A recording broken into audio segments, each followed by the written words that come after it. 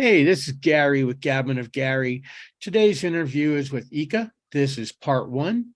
I hope you enjoy. Please subscribe, please share, please hit the bell, and thank you so much. Enjoy. This is Gary with Gabbin with Gary. Today we're interviewing Katerina, and she's going to introduce herself. Yeah, hi guys. My name is Katerina. I'm 34 years old now. I'm in Germany, Munich, and I used to live in Kharkiv, Ukraine, next to Russian border. Which is really amazing. Um, do you have a family? Yeah, I have a family like the family I was born in. My mom and my grandpa. Also, I have a sister. I don't have any other my own family like husband or children. And so when you moved to Germany, you moved on your own I moved with my sister. with your sister. Yeah. And is she older or younger? She's younger. She's 28. 28. You guys Yeah. must be great friends. Sometimes, yes. Yes, it's Yeah. hard. It's hard, but it's better than living alone too. Yeah, exactly. We are supporting each other. We are going through bureaucracy here in Germany. Um, it's easier when we are together, not just Yes. left alone and without any support. And Munchen, they do have the best beer. Yeah, probably. Yeah. So when you were living in Kharkiv, um, what was it like the the last month, the last 2, 3 weeks before February 24th for you? For me, I had a very high anxiety level because I was expecting the war. I was looking for analytics. I was watching a lot of different experts and something like that. And also, I packed all my belongings, everything I have, all my documents, everything that was important for me. I bought several fuel cans and I filled them up with gasoline just because my car was really small and I knew that I wouldn't have much time to escape the city if I have to. It Well, was like that. you're the first person that I talked to that was all very prepared, and I've talked to a lot of people already. Yeah, I was very, very, very scared about that. And for me, it was obvious that it is about to happen. Were you there? Okay, so okay, so you were nervous and you were building up your stock and Yeah. uh and you I can't believe that you packed everything up already. That gave you so much less time to have to worry. You were able to just grab and go. Yeah, exactly. It's on the something like it was 15th of February, probably I brought my mom and grandpa to my apartment because they live in a suburb in a village, and I brought them to my apartment. And also on the 20th of February, I put all the stuff next to the entrance door so that I'm not worried anymore that I can forget something or leave something or something like that. So for me, it was exactly like I was expecting that it's about to happen. And also, I was watching some news, I was watching some speech by Biden, and he told that, okay, the next 48 hours it's about to start, and I believed him. That's why I did it like that. Wow. How long? Okay, so were you working still? What were you doing personally? I mean, I know that you were worried, but you probably that month before, were you still doing your normal work, or did Yeah, you yeah. and when you started to pack and you packed all your belongings and stuff, did you have to leave a lot of stuff behind? Yeah, I left almost everything. I even didn't manage to take some photos with me from childhood or something. And now all my apartment is destroyed by fire. So I even don't have any photos from my childhood. So nothing. I have just several photos of my grandma, my father, and something like that, but not my own, I'm very unfortunately. sorry, because those Yeah. memories are so important. Yeah, yeah, yeah, yeah, yeah. Do, maybe you can get a hold of other family and get them to take pictures of their pictures, and then you can print Yeah, them. yeah. I still hope that it's possible, but of course I will do that when the war is over. Maybe, maybe. But yeah. So I guess because of the buildup, and you heard about it and everything, you were getting nervous.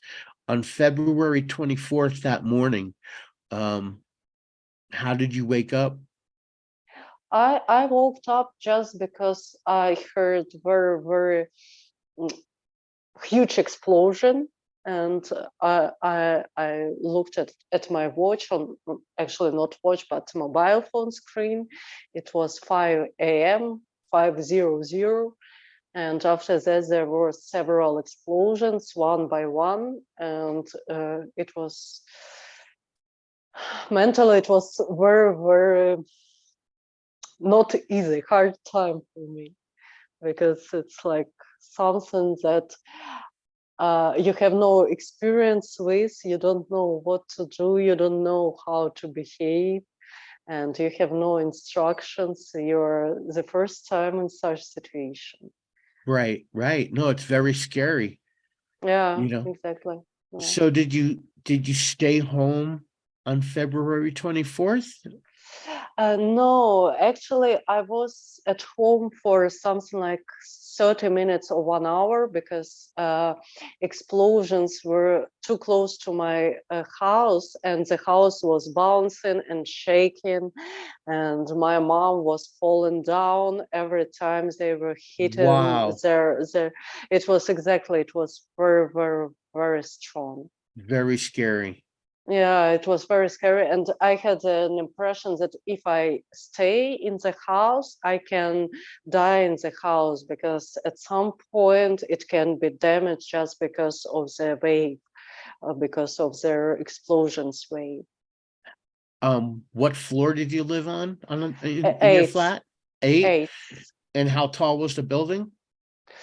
16 floors. Oh yeah, so right in the middle is not the best place to be. Yeah, yeah, You exactly. know, that's an easy Exactly. place for someone to try to shoot, right in the middle. Yeah, yeah, yeah. Yes, I'm glad you left. So when you started to leave, I assume that you didn't. Did you use the elevator? Yes. You I did. was so, yeah, I was so stupid. And someone else was also using this elevator. And now I wouldn't do that. No, But I was like, wow, you used the elevator. yeah, So the at least the power was still on for a little bit. yeah, yeah, yeah, Wow. yeah. And so you get to your car, Yeah, obviously. yeah. Was it just you who left, or was it everybody? Uh, I took my mom and my grandpa with me. They were in my apartment, and also my sister. She was living on the other end of the city, so we needed to go and to take her. So it was like that. For me, Eh, I called her immediately, saying something like, "You have 30 minutes to pack everything." But since she was far away, something like 15 kilometers, she didn't hear these explosions, and she Oh, even didn't know that the war has started. And she thought that I'm just panicking, and that I just woke up out of nothing and decided to Mm. go because I Just have be a high, crazy, right? yeah, just crazy. And then I called her again and again. So in total, I called her 3 times saying that, okay, our house is shaken just because of explosions. The war is started. Just pack everything. And then she just started to pack exactly when we started to move towards her apartment. So it was like that. And was there explosions happening as you were driving to her flat? Actually, not, but I didn't hear them because I was moving from the Russian border. My house was next to the Russian border, and I was moving close to city center, and I was far away from Russia when I was moving. So there were less explosions, and but when I was going out of the house, there were still some missiles, and they were continuing hitting the military point next to my house. And yeah, it was like that. And that's why it was very, very scared for me to make the last step out of the house because everything was shaking, this loud sounds and everything like So that. when you got outside to your vehicle, was your vehicle okay? So you got outside to your vehicle, you threw everything in your vehicle really fast, get in the car, Yeah, yeah. and then you started the drive. When you were driving, was the vehicle moving around because of all the Yeah, explosions? yeah, everyone was moving, and I actually before getting down to the ground, I was looking out of my window, and I was waiting what people will do because I didn't know what to do, and I noticed the first car driving very fast by our house. And then I decided, okay, it's time to go out. If this guy made it, I can also do the same. And I went out, but that night it was very, very cold. And the windows of my car, they were frosty, and I needed 15 minutes or so just to warm up the car and to get rid of this ice covering film. And yeah, for me, I was very scared during this time that someone will hit the car and that it will explode. And yeah, it was terrible. Yeah. And and when you finally picked up your sister, where did you go? Uh, Actually, I had a plan because I decided to create the route and map in the end of January. I prepared that. I thought that it's not a good idea to go to Kiev, so I decided to go to the center of Ukraine to some inner regions because I believe that tanks will not reach them very fast. So we went to Kropivnitsky. I don't know whether you know this city or not. We stayed there for one night, and the next day we went to Khmelnytsky, and then we went to Mukacheva, and there we spent something like 1 week just to rest because at one day I had to drive for 20 hours without any rest, without any breaks. And for me it was too much because I didn't have such experience of driving so long. My longest trip before was something like 2 hours, like Oh, not 20. Yeah, for me it was, not so easy. but I would imagine that certain things kick in Mhm. so that you're nervous and you're very focused to try to get out. You must have been pretty okay for a long time, I would imagine. It was only after quite a while that everything was finally calm, and that you felt a little safe, that you started to get tired, I would imagine. For me, it was not exactly like that because I was very scared at the very beginning. My hands were shaking like that, and it was not so easy to drive. And actually, I crashed my car during the first 10 minutes. I simply couldn't. From being nervous? Yeah, from being nervous, I came too close to another car and I couldn't. Oh, it was terrible. And yeah, I crashed it, and then in the end of the first day, I was crying for something like 2 or 3 hours without any stop because there was a washing machine working, and the sound was for me very similar to explosions at that time. And I was crying because I was very scared because this washing machine was working. I'm so sorry. Yeah, it's getting better and better, but it just, I need some time to recover from that. Maybe years, I don't know. It doesn't go away overnight. I'm very, very sorry. Um, so you left the day and then you went to the center of Ukraine Yeah. and you were there for a week. Where did you go after that? And did you take your whole family again? After that, we decided just to cross the border somewhere because there were huge lines on the border, and we didn't know how long it will take. What border? But we decided to cross the border to Slovakia. Because somehow I counted the time and I was checking on Google Maps the traffic jams, and I noticed I decided, okay, we must go at night or early morning. By that time there should be less cars, and we ended up something like we got up at 5 a.m. and we crossed the border at 6 a.m. So because there were no cars at that point. And yeah, we crossed the border. I immediately bought tickets to my mom and grandpa to Georgia for the plane. And yeah, we went to Krakow just because I bought tickets from Krakow to Georgia, and we were waiting for this flight. But we had to leave our sister's boyfriend in Ukraine. He's in army right now, and yeah, that's why we spent 1 week in Ukraine. I mean in Mukachevo, because they took him to army Wow. there. Yeah. And then, so now you flew your parent, you said mom and dad to Yeah. Georgia? Yeah.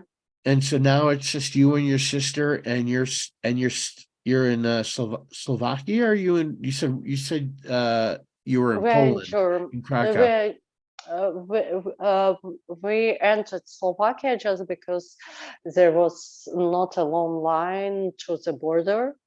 And then we went to Krakow for just several days to have some rest and to have a flight for our mom. And after that, we were thinking of where to go with my sister, because it was just us two who needed some I don't know, some room or something where to stay.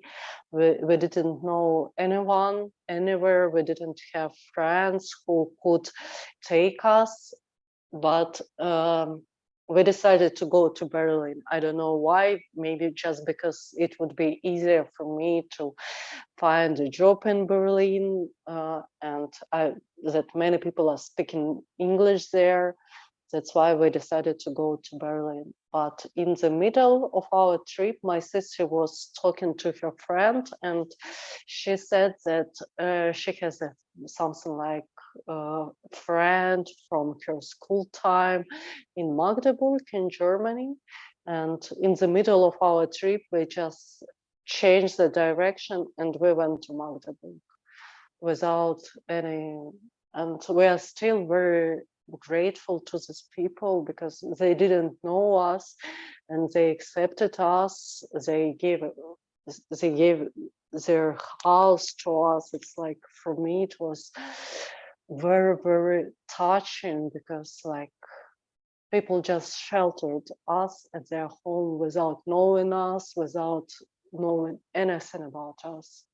And it was very, for me, it was like, I believed in humanity. I don't know, because people are so kind, and yeah, it's like, it's difficult to explain. It's funny because I was going to say humanity, you Yeah, know, yeah, especially the Germans. They went through a very hard time, and they yeah, still remember that. yeah, So, and I think they feel, not that they're not nice or nothing like that, but I think they feel like they also, that they have to go above and beyond this time, you know. yeah, yeah, yeah, yeah. But you know, I hear this. I've talked to many people, and Mm-hmm, I hear it doesn't matter where they go, mm-hmm, Finland, you know, Switzerland, it doesn't matter. Everyone has been, Poland, everybody has been so kind to the Ukrainian yeah, people. yeah, yeah, It's very heartwarming to know that there's still good civil humanity that wants to help humanity. yeah, yeah, yeah, yeah, yeah, yeah. So what do you do for work?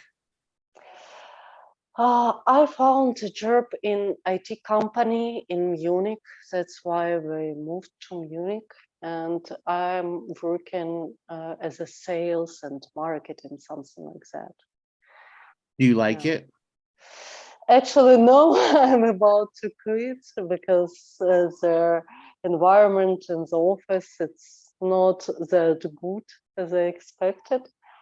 But I believe that I will be able to find another job here, and I'm not going to get money from the government. For me, it's important to work for the country which gave us shelter, because it's the smallest thing I can do for these people, and just to work as hard as I can and to pay back taxes and everything, so that, I don't know, to help some other German people who are in need or something, because I don't want to live on taxes paid by someone else. For me, it's important. Thanks for watching. Part 2 of Ika's interview will come out tomorrow. Again, please like, please subscribe, please hit the bell, and become a member, become a sponsor of my channel. And thank you so much.